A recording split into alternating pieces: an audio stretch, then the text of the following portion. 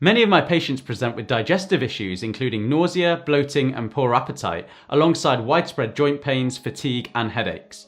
This makes it difficult to assess whether these symptoms are due to the medication they are taking, the chronic pain condition they are presenting with, or their diet and potential food intolerances or allergies. In this video, I'll be covering the benefits of elimination diets for people with chronic pain so that you can help your patients use nutrition to ease their symptoms. Hey friends, welcome back to the channel. If you're new here, my name's Mahin and I'm an advanced physiotherapist specialising in pain management based in the UK. On this channel, we explore lifestyle strategies and tools to help people manage pain and create healthier and happier lives. Today, I'll be discussing how to use functional nutrition to treat and ease chronic musculoskeletal pain. So let's get into it. An elimination diet is not just a low-calorie diet or simply removing certain food groups like a fasting diet. There are some foods that increase oxidative stress in the body and some foods that trigger an immune response, especially in the digestive tract, as our body tries to protect against these foods. The 6 main high allergen foods that increase oxidative stress that were found across many studies are wheat, corn, dairy, peanuts, shellfish, pork, and beef. The way to approach an elimination diet is either by removing one food or removing several foods of the same food group that may be triggering an immune response for 3 to 4 weeks and then monitoring any improvements in symptoms within that time. There are also blood tests that monitor for any food insensitivities, but these are not that reliable and don't always show up all insensitivities. So that means that different kind of immune markers are needed and bloods can get quite complex then when we're using bloods alone to monitor for any insensitivities. So an elimination diet can be really, really useful because you can see a quick immediate response by eliminating a particular food or food group. Specifically for pain, people may want to consider removing nightshades and oxalates.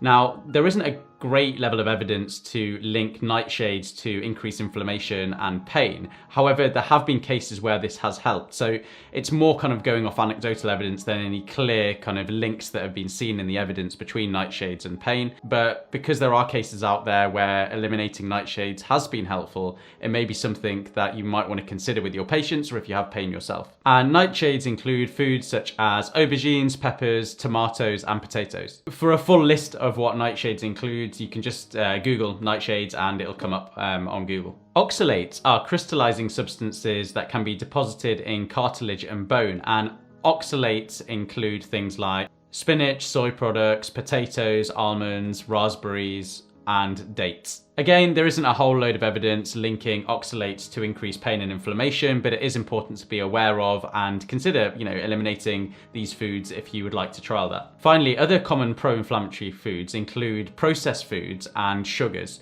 Now, these can be really, really helpful to cut out, and it's important to have a discussion with your patients about cutting out these foods because cutting out sugars and processed foods can have a really quick response, and they are very likely to be driving up inflammation and therefore pain as well. So yeah, they're often the easiest food groups to cut out from diets because we can switch more easily to whole foods, and also people are more aware of which foods contain more sugar in as well. So of course then the question is, what can we actually eat then if we're eliminating all of these different types of food? And as a general rule, the more increased nutrient density foods that we're eating and the more variety of foods that we're exposing ourselves to over time can reduce sensitivities in the long term. But specific foods that are seen as anti-inflammatory are phytonutrients, or foods from plants, because these provide fiber, prebiotics, as well as minerals. The fiber is really important because it can help detoxify as it moves through your gut. So in an example, when you have excess estrogen, the fiber can absorb this and remove this, which can help because estrogen can be pro-inflammatory. So fiber helps to remove anything that may potentially be pro-inflammatory. Another anti-inflammatory food component, which is also good for our brain health, is omega-3 fats. And these omega-3 fats can be found in fish, nuts, seeds, and they can also easily be supplemented as well. I take 1 omega-3 fish oil tablet a day, and I have done for a long time, and mainly I do that for my brain health. But if you are living with pain or you have patients with pain, this can be a good way of reducing inflammation as well. Turmeric is given a lot of airtime in the media and the press about its anti-inflammatory properties, but actually, generally, a variety of spices in your diet can have a really good anti-inflammatory effect. So I mentioned prebiotics earlier when I was talking about foods from plants and the phytonutrients, but we also need probiotics as well. So I'll just quickly explain the differences between these. So probiotics are the live bacteria within the gut, okay? And we can get this from yogurt with live bacteria. Prebiotics then are the foods that the gut bacteria feeds on. So this is the things like the foods from the plant, the phytonutrients, green leafy vegetables generally tend to be really good prebiotics that the gut bacteria can feed on. And both pro and prebiotics are really, really important to keep the gut healthy.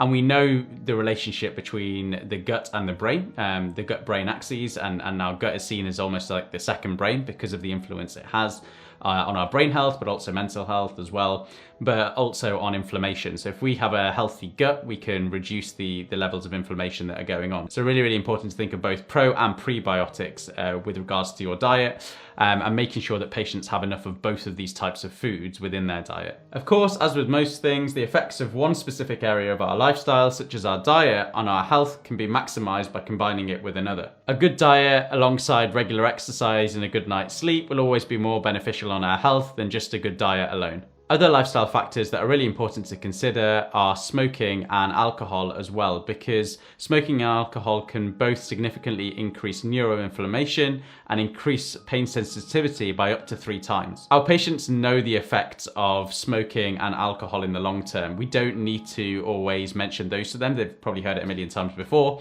And often just knowing that something's not good for you isn't enough to change your behavior.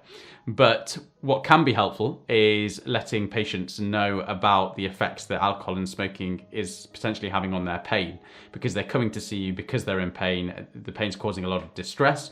If they can decrease that pain sensitivity somehow, then, cutting down with alcohol or smoking may just be, another thing to add to their list of reasons for quitting or for reducing. For more ways to help your patients manage their pain through lifestyle changes to ensure that they're living well with pain, check out the next video in my lifestyle playlist that I created for you. Thanks for watching, take care, and I'll see you next week.